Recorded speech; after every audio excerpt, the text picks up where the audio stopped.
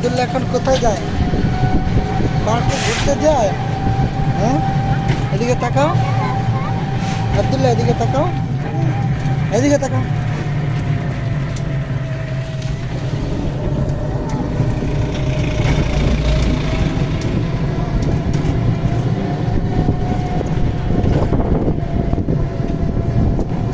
ওরে আল্লাহ, রাস্তা করছে ক্লিয়ারলি রাস্তার মাঝখানে।